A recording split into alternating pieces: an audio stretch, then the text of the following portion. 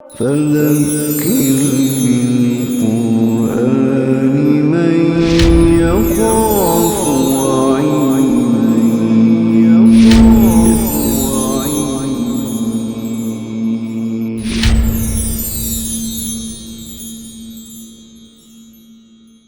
بسم اللہ الرحمن الرحیم۔ یا ایھا الذین آمنوا لا تقدموا بین یدی اللہ ورسولہ واتقوا اللہ۔ اے ایمان والو مت آگے بڑھو اللہ اور اس کے رسول سے، واتقوا اللہ اور اللہ سے ڈرتے رہو، ان اللہ سمیع علیم، بے شک اللہ تعالیٰ سننے والا جاننے والا ہے۔ محترم ڈاکٹر سارا صاحب، اس آیہ مبارکہ کو اسلامی ریاست کا کلمہ طیبہ کہتے تھے۔ ایک فرد کا کلمہ طیبہ کیا ہے کہ وہ اللہ کو اپنا رب مان لے، اپنا الہ مان لے، اور نبی اکرم صلی اللہ علیہ وسلم کو اللہ کا رسول مان لے، اور ریاست کی سطح پر ریاست طے کر لے کہ اس میں کوئی قانون سازی اللہ اور اس کے رسول کے احکام سے تجاوز کر کے آگے بڑھ کے نہیں کی جائے گی، تو یہ ریاست کا کلمہ طیبہ ہے۔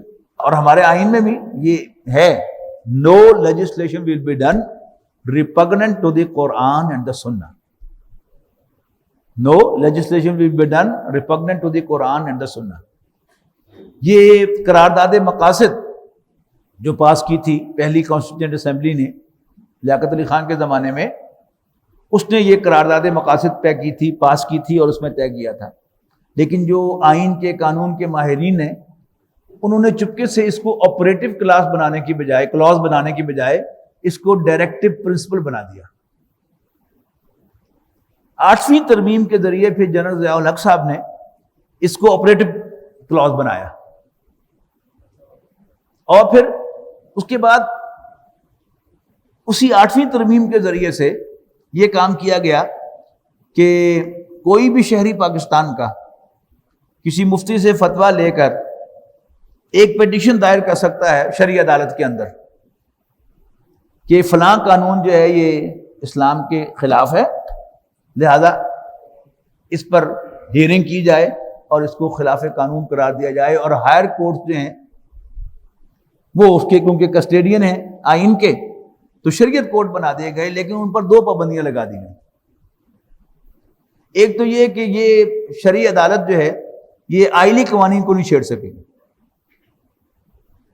اور جو پروسیجر لا ہے اس کو تبدیل نہیں کر سکے گی۔ یہ بھی کیا تھا، وہ قانونی ماہرین نے جو پٹی پڑھائی انہیں کہ یہ تو پھر ایک کیوس پیدا ہو جائے گا اور ملک جو ہے وہ بالکل بے یار و مددگار ہو جائے گا، لہذا وہ اس میں شامل کر دیا گیا۔ دوسرا کام انہوں نے یہ کیا کہ 10 سال تک جو مالی معاملات ہیں ان کی بھی ہیئرنگ نہیں کر سکے گا وفاقی عدالت، وفاقی شرعی عدالت۔ جو ہی 10 سال پورے ہوئے تو سود کے خلاف جو ہے وہ وفاقی شرعی عدالت کے اندر کیس دائر کر دیا گیا، اور وفاقی عدالت سے شرعی عدالت نے وہ کیس سن کر اور قرار دے دیا کہ جی بینک کا جو سود ہے وہ بھی ربا کے ہیڈنگ میں آتا ہے، لہذا حکومت اس کے خلاف جو ہے وہ اس کو ختم کر کے اور نئی قانون سازی کرے۔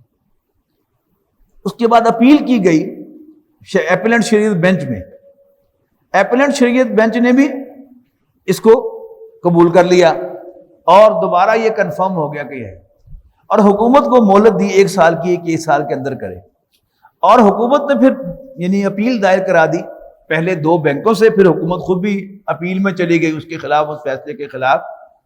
پہلے 1 سال کی مہلت کی بجائے 2 سال مہلت کروائی، اور پھر اس کے خلاف باقاعدہ اپیل کر دی ایپیلنٹ شریعت بینچ میں، یعنی سپریم کورٹ کا ایک ایپیلنٹ شریعت بینچ ہے اس میں، اور وہاں سے وہ کیس دوبارہ جو ہے وہ اوپن کر کے انہوں نے پھر واپس جو ہے وہ شرعی عدالت کو بھیج دیا۔ اب یہ پنگ پونگ جو ہے وہ کھیل رہے ہیں، کبھی وہ اس کو بھیج دیتا ہے، اور پھر جو ایپیلنٹ شریعت بینچ ہے اس کی ججز ہی پورے نہیں ہونے دیتے۔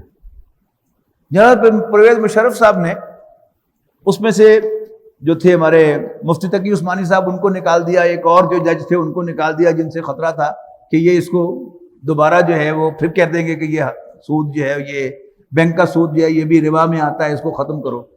اور برطانیہ سے ایک صاحب کو لا کر جو ہے اس میں شامل کیا، اور پھر اس کو کر کے جو ان کے علم میں تھا کہ وہ سمجھتے ہیں کہ جی بینک کا انٹرسٹ جو ہے وہ ربا نہیں ہے، اور پھر اس کو دوبارہ جو ہے وہ بھیج دیا شرعی عدالت کو۔ تو یہ سارا کا سارا کام جو ہے چل رہا ہے۔ تنظیم اسلامی نے اپیل دائر کی سپریم کورٹ میں ایکسپیڈائٹ کرنے کے لیے، تو جو سپریم کورٹ کے چیف جسٹس تھے اس وقت انہوں نے کہا کہ جی جو سود کھاتا ہے کھائے، اللہ تعالیٰ اس سے خود ہی پوچھ لے گا، تو یہ کوئی ہمارا کام نہیں ہے کہ ہم یہ کریں۔ اس پر پھر تنظیم اسلامی نے ایک ریلی جو ہے وہ نکالی، پورے ملک کے اندر ایک تحریک چلائی کہ پھر یہ سارے جتنے قتل کے مجرم ہیں ان کو بھی معاف کر دو کہ اللہ تعالیٰ ان سے خود پوچھ لے گا۔ لیکن ساری کوششوں کے باوجود ابھی تک کیس وہیں کا وہیں ہے۔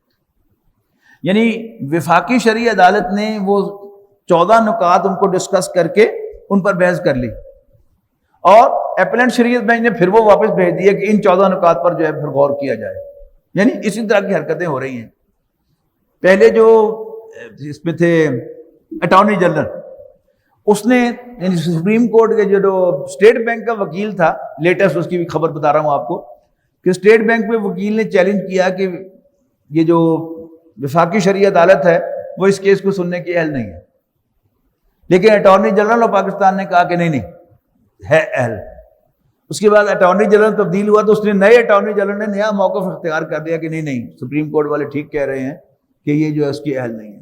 اب اس کی تاریخیں شریحیں پڑھ رہی ہیں کبھی ادھر، اور پھر ایک جج ریٹائر ہو گیا ہے، اور اب پھر وہ جو ہے جب تک وہ بینچ ہی مکمل نہیں ہوگا تو اس کی ہیئرنگ نہیں ہوگی۔ یہ سارا کا سارا کھیل جو ہے وہ ہمارے ملک میں پچھلے 30 سال سے چل رہا ہے۔ پر اللہ تعالیٰ ہدایت دے۔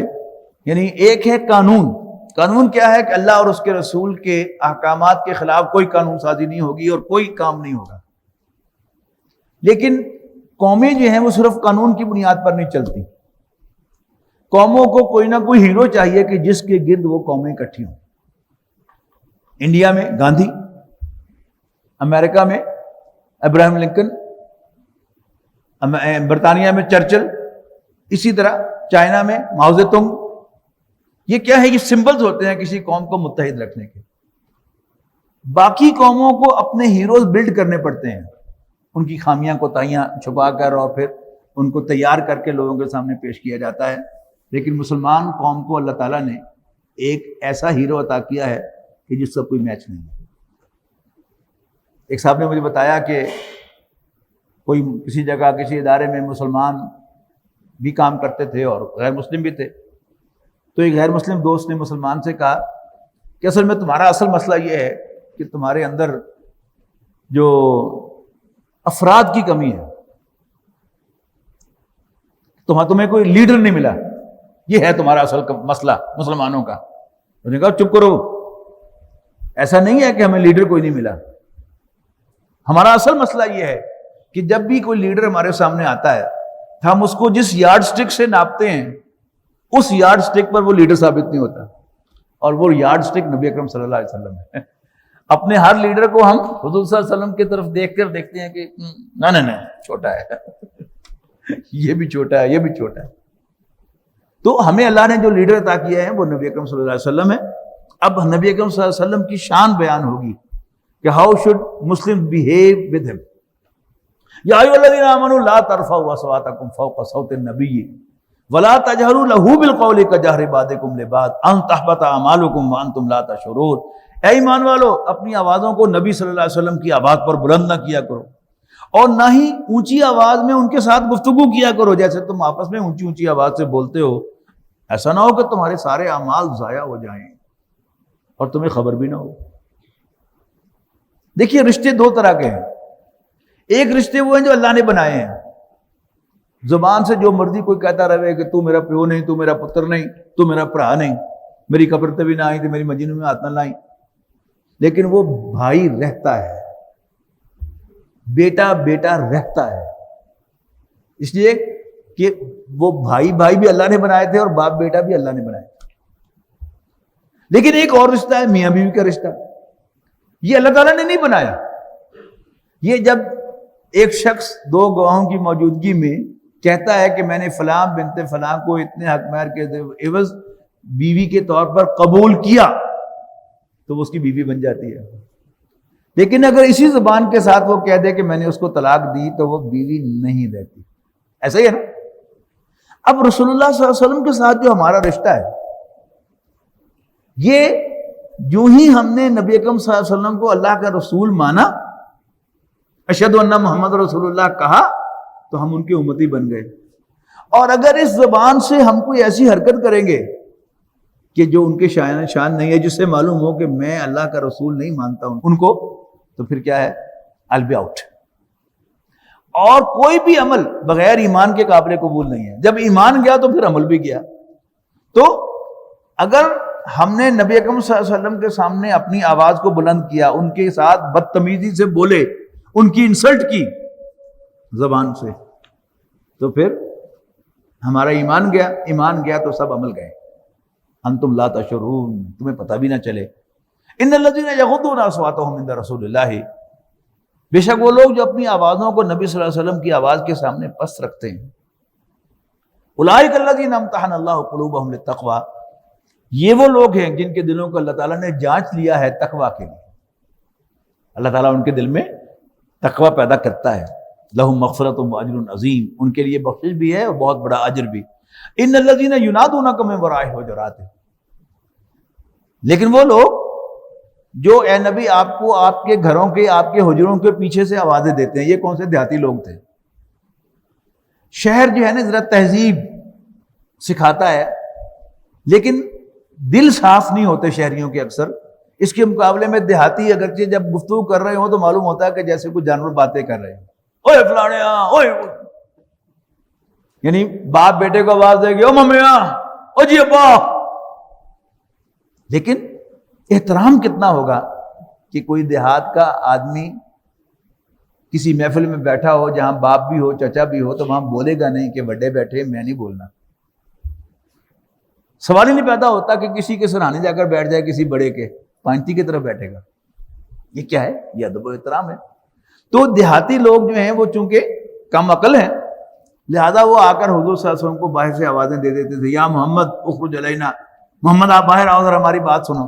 اب ان کو منع کیا جا رہا ہے۔ لیکن ان الذین ینادونک من وراء الحجرات، بے شک وہ لوگ جو آپ کے گھروں کے حجروں کے پیچھے سے آپ کو آوازیں دیتے ہیں، اکثرهم لا یعقلون، they are not sensible ones، ولو انہم صبروا، اگر وہ صبر کرتے، حتی تخرج الیہم، یہاں تک کہ آپ خود ان کی طرف نکل کر آ جاتے، لکان خیر لہم، تو ان کے لیے بہتر ہوتا۔ واللہ غفور الرحیم، اللہ تعالیٰ بخشنے والا مہربان ہے۔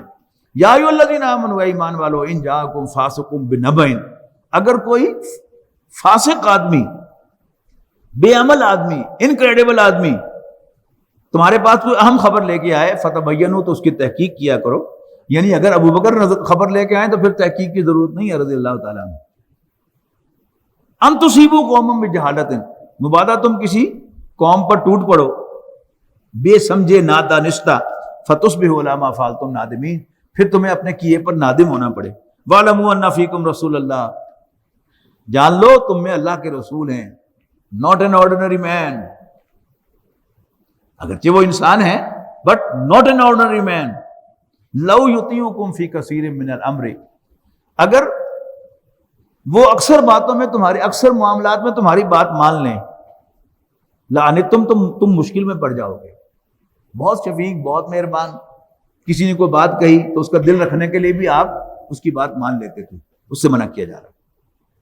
وَلَٰكِنَّ اللَّهَ حَبَّبَ إِلَيْكُمُ الْإِيمَانَ وَزَيَّنَهُ فِي قُلُوبِكُمْ، لیکن اللہ نے تم پر بڑی مہربانی فرمائی ہے کہ اس نے تمہارے دلوں میں ایمان کو محبوب بنا دیا ہے اور اس کو تمہارے دلوں میں ڈیکوریٹ کر دیا ہے۔ وَكَرَّهَ إِلَيْكُمُ الْكُفْرَ وَالْفُسُوقَ وَالْعِصْيَانَ، اور تمہارے اندر نفرت پیدا کر دی ہے کفر کے لیے، فسق و فجور کے لیے اور نافرمانی کے لیے۔ اولئک هم الراشدون فضلا من اللہ ونعمہ، یہی لوگ ہدایت یافتہ ہیں اللہ تعالیٰ کے فضل اور اس کے احسان سے۔ صحابہ کی بڑی تعریف آئی ہے یہاں پر۔ واللہ علیم حکیم، اور اللہ تعالیٰ جاننے والا، حکمت والا ہے۔ اللہ تعالیٰ کو جانے بغیر کہ اللہ تعالیٰ کو پتہ نہیں تھا کہ کون کیسا ہے اندر سے، اور اس نے اس کو لا کر حضور کا ساتھی بنا دیا، ایسا نہیں ہوا۔ اللہ تعالیٰ نے اپنے علم کے مطابق چن چن کر اللہ کے رسول کو ساتھی عطا کیے ہیں۔ وَإِن طَائِفَتَانِ مِنَ الْمُؤْمِنِينَ اقْتَتَلُوا، اور اگر دو گروہ آپس میں مسلمانوں کے لڑ پڑیں، فَأَصْلِحُوا بَيْنَهُمَا، ان کے درمیان صلح کراؤ۔ فَإِن بَغَتْ إِحْدَاهُمَا عَلَى الْأُخْرَى، اور اگر ان میں سے کوئی ایک دوسرے پر زیادتی کرے، فَقَاتِلُوا الَّتِي تَبْغِي حَتَّى تَفِيءَ إِلَىٰ أَمْرِ اللَّهِ، تو تم یعنی اسلامی ریاست اس کے خلاف جنگ کرے یہاں تک کہ وہ اللہ کے حکم کے سامنے ہتھیار ڈال دے۔ فَإِن فَاءَتْ، لیکن جب وہ ہتھیار ڈال دے، فَأَصْلِحُوا بَيْنَهُمَا بِالْعَدْلِ، تو پھر ان کے درمیان عدل سے صلح کراؤ. اس میں یہ نہ ہو کہ کل تک تو کرتا رہے، ہم در مزہ چکھانے. واقسطوا، اور انصاف کرو. ان اللہ یحب المقسطین، بے شک اللہ تعالیٰ عدل کرنے والوں، انصاف کرنے والوں کو پسند فرماتا ہے. انما المؤمنون اخوۃ، مومن تو بس بھائی بھائی ہیں. فاصلحوا بین اخویکم، بس اپنے بھائیوں کے درمیان صلح کراؤ. واتقوا اللہ، اور اللہ سے ڈرتے رہو. لعلکم ترحمون، تاکہ تم پر رحم کیا جائے. ایک اور بڑی دلچسپ بات نوٹ کر لیں کہ قرآن مجید کا 2/3 حصہ مکہ میں نازل ہوا، لیکن مکی قرآن میں یا ایھا الذین آمنوا کا ایکسپریشن نہیں ہے. سورۃ عنکبوت میں ہم نے پڑھا تھا یا عبادی الذین آمنوا، اے میرے وہ بندو جو ایمان لائے ہو، لیکن یا ایھا الذین آمنوا نے کہا. یہ مدنی صورت ہے، کل 18 آیات پر مشتمل صورت ہے، اور اس میں 5 یا 6 مرتبہ یا ایھا الذین آمنوا ہے. یا ایھا الذین آمنوا، اے ایمان والو، لا یسخر قوم من قوم، کوئی قوم کسی دوسری قوم کا مذاق نہ اڑائے. عسیٰ یکونوا خیرا منہم، کیا پتہ وہ ان سے بہتر ہوں. ولا نساء من نساء، اور نہ ایک گروہ کی عورتیں دوسرے گروہ کی عورتوں کا مذاق اڑائیں. عسیٰ یکن خیرا منہن، کیا جب کہ وہ ان سے بہتر ہوں. ولا تلمزوا انفسکم، اور ایک دوسرے کو تانے نہ دیا کرو. ولا تنابزوا بالالقاب، اور برے ناموں سے نہ پکارا کرو. بئس الاسم الفسوق بعد الایمان، ایمان لانے کے بعد تو برائی کا نام بھی برا ہے. ومن لم یتب فاولئک هم الظالمون، اور جو تائب نہ ہوں یہی تو ظالم ہے. اب یہاں ان 2 آیات میں، دوسرے رکوع کی ان 2 آیات میں چھوٹی چھوٹی معاشرتی برائیوں کا تذکرہ ہے. ان میں 3 منہ پر کی جاتی ہیں، وہ اس پہلی آیت میں آ گئی ہیں کہ برے ناموں سے نہ پکارا کرو، ایک دوسرے کا تمسخر نہ کیا کرو، اور ایک دوسرے پر عیب نہ لگایا کرو. اب 3 آئیں گی کہ جو پیٹھ پیچھے کی جاتی ہیں. یہ 6 کی 6 جو ہیں، یہ کیا ہیں؟ جو انسانوں کے درمیان تفریق پیدا کرتی ہیں، ان کے دلوں کو پھاڑتی ہیں. ون ٹیکس ویری لائٹلی کہ نہیں کیا ہوگا، میں مذاق ہی اڑایا نا. لیکن اگر وہ مذاق جو ہے، مذاق جا کے دل میں جا کے لگا ہے اور اس نے دل کو زخمی کر دیا ہے، تو پھر آپ جتنی مرضی کوشش کرتے رہیں، وہ زخم بھرنے کا نام نہیں لے گا. یا ایھا الذین آمنوا، اے ایمان والو، اجتنبوا کثیرا من الظن، گمان قائم کرنے سے بہت زیادہ بچو. ان بعض الظن اسم، یقیناً اکثر گناہ، بہت سے گناہ پر مبنی ہوتے ہیں. ولا تجسسوا، اور کسی کے بارے میں ٹو نہ لگایا کرو. اور یہ ٹو جو ہے، یہ با مقصد بالکل الاؤڈ ہے. آپ نے کسی بیٹی کا کسی شخص کے ساتھ رشتہ کرنا ہے، آپ کو حق حاصل ہے کہ آپ تحقیق کریں کہ وہ انسان بھی ہے کہ نہیں، وہ با کردار بھی ہے کہ نہیں. اسی طرح نبی اکرم صلی اللہ علیہ وسلم کے بارے میں کوئی شخص کہتا ہے کہ میں نے فلاں سے سنا، اس نے فلاں سے سنا کہ نبی اکرم صلی اللہ علیہ وسلم نے یہ فرمایا تھا یا آپ نے ایسا کیا تھا. تو اسی آیت کی روشنی میں محدثین نے پوری زندگیاں لگائی ہیں تحقیق کرنے میں کہ ملاقات ہوئی تھی کہ نہیں ہوئی، وہ بندہ کیسا ہے، ڈیلنگ کیسی ہے، دھوکہ باز تو نہیں ہے، جھوٹ تو نہیں بولتا. اور یہاں تک بھی آتا ہے کہ ایک محدث سینکڑوں میل کا سفر کر کے گئے تحقیق کرنے کے لیے کہ یہ کہتا ہے، فلاں کہتا ہے کہ میں نے اس سے سنا تھا، میں تحقیق کر کے آؤں کہ واقعی اس نے وہ بات سنی تھی، خود جا کے پوچھ کے آؤں. تو دیکھیے، تو وہاں جب پہنچے اس کے گاؤں میں، تو وہ اپنے جانور کو جھولی یوں پھیلا کر بلا رہا تھا، یعنی شو کرتے ہوئے کہ میری جھولی میں تیرا کھانا ہے اور آ کے کھا لو، لیکن جھولی میں تھا کچھ نہیں. تو جب انہوں نے دیکھا کہ یہ خالی جھولی جو ہے وہ جانور کو دکھا رہا تھا، یہ دھوکے باز آدمی ہے، تو اس سے بات کیے بغیر واپس آ گئے. بڑی اہم بات ہے کہ اللہ کے رسول کی طرف کوئی بات منسوب کرنی ہے، it should be thoroughly investigated. اسی طرح کوئی سروسز کے اندر کوئی شخص فوج میں بھرتی ہونے لگا ہے، ٹیسٹ وغیرہ سارے پاس کر لیے ہیں، تو فوج اس کے لیے تحقیق کرتی ہے کہ اس کی دلچسپیاں کیا ہیں، اس کے مشاغل کیا ہیں، تو اس کا حق حاصل ہے. لیکن ایسے ہی تو میں لگے رہنا، کسی شخص کی آپ کسی سے ملاقات کریں اور پتہ چلے کہ وہ آپ کے دفتر میں کام کرتا ہے، تو ایویں پوچھنا شروع کر دے آپ کے بارے میں، تو کیا آپ کا امپریشن ہوگا جب آپ کے علم میں آئے گا کہ آپ کے کولیگ سے اس نے آپ کے بارے میں الٹے سیدھی باتیں پوچھی تھی، تو you would never like it. یہ وہ چیز ہے جس سے منع کیا جاتا ہے. تو ایمان والو گمان سے اجتناب کرو. بہت سے گناہ ہوتے ہیں. ولا تجسسوا، اور تو نہ لگایا کرو. ولا یغتب بعضکم بعضا، اور تم میں سے کوئی دوسرے کی غیبت نہ کرے. ایحب احدکم ان یاکل لحم اخیہ میتا فکرہتموہ، کیا تم میں سے کوئی پسند کرتا ہے کہ اپنے مردہ بھائی کا گوشت کھائے؟ یعنی آپ زندہ آدمی کو ایک چٹکی بھی نکالیں گے تو کہ، لیکن مردہ کو بے شک آپ اس کا کہاڑی سے بازو کاٹ دیں تو وہ اپنا دفاع تو نہیں کر سکتا. تو جو شخص پاس موجود نہیں ہے، آپ اس کی غیبت کر رہے ہیں تو وہ آپ اپنا دفاع نہیں کر سکتا. تو اس کو تعبیر کیا گیا ہے کہ کیا تم اپنے مردہ بھائی کا گوشت کھا رہے ہو. ایحب احدکم ان یاکل لحم اخیہ میتا فکرہتموہ، تم یقیناً اس کو ناپسند کرتے ہو. واتقوا اللہ، اور اللہ سے ڈرو. ان اللہ تواب الرحیم. یہ بھی گنتے جائیے کہ یہاں پر ان 18 آیات میں اللہ کا تقوی کا حکم کتنی دفعہ ہے. واتقوا اللہ، اور اللہ سے ڈرو. ان اللہ تواب الرحیم، بے شک اللہ تعالیٰ توبہ کا قبول فرمانے والا، رحم فرمانے والا ہے. یا ایھا الناس، اب انسانوں کے درمیان تقسیم ہے، ورٹیکل بھی ہاریزونٹل بھی. ایک تقسیم کیا ہے؟ اللہ تعالیٰ نے بنائی ہے خود. اس نے مجھے جو رنگت دینی تھی وہ دی، جو شکل دینی تھی وہ دی. مجھے جس خاندان میں چاہا، جس باپ کا جس ماں کا چاہا بیٹا بنا دیا. اس میں میرا کوئی اختیار نہیں ہے. لیکن بہرحال تقسیم ہے انسانوں کے درمیان. گورے بھی ہیں، کالے بھی ہیں، یلو بھی ہیں، براؤن بھی ہیں. یہ تقسیم ہے انسانوں کے درمیان. اس کے بارے میں پہلے کہا جا رہا ہے کہ لوگوں، ہم نے تم سب کو ایک مرد اور ایک عورت سے پیدا کیا. اس کا مطلب کیا ہوا کہ یہ جو ہمارے یہاں بڑائی ہے کہ 80 اونچے خاندان میں ہیں، تو سب کا اگر پیچھے جا کے نسب مل رہا ہے حضرت آدم اور حضرت حوا کو، تو اس کا مطلب ہم سب برابر ہیں.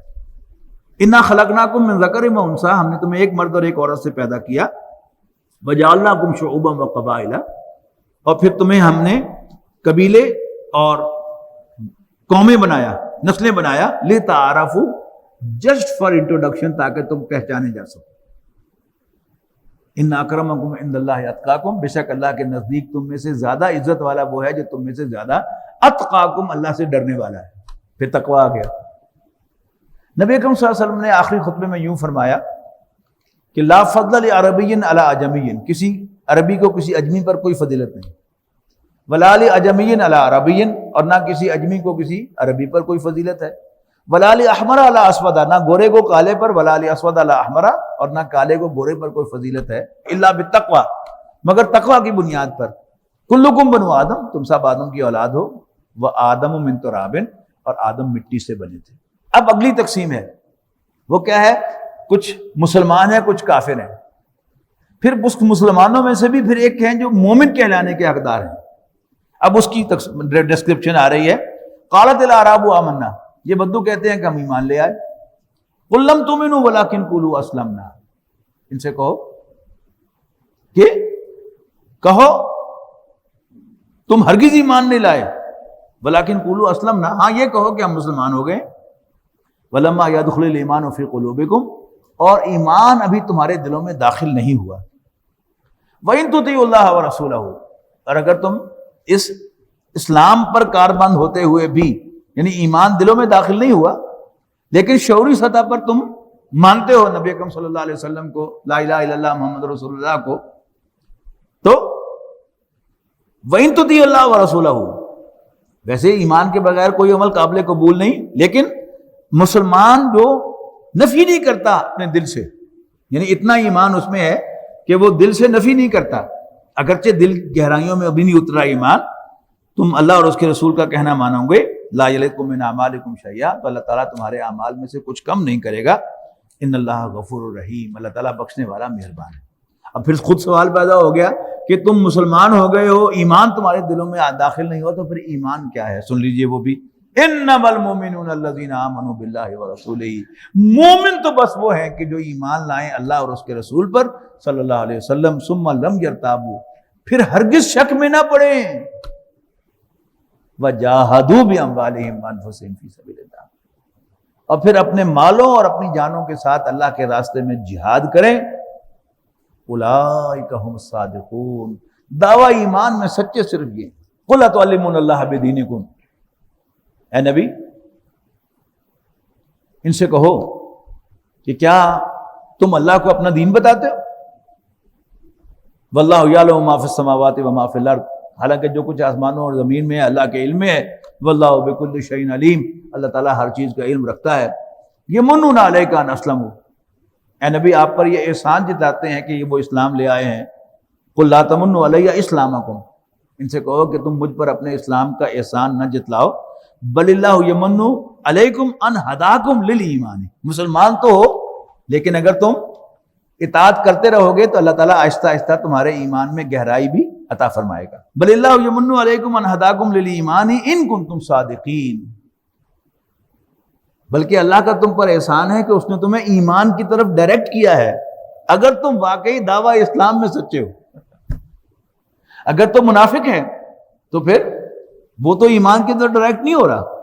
تو یہ صادقین جو ہے، جو زبان سے تم کلمہ پڑھ رہے ہو، اس میں تم سچے ہو شعوری سطح پر، تو پھر اگر تم اطاعت کرتے رہو گے تو رفتہ رفتہ دل میں ایمان بھی پیدا ہوتا چلا جائے گا. ان اللہ یعلم غیب السماوات والارض، بے شک اللہ تعالیٰ آسمانوں اور زمین کے تمام چھپے رازوں کو جاننے والا ہے.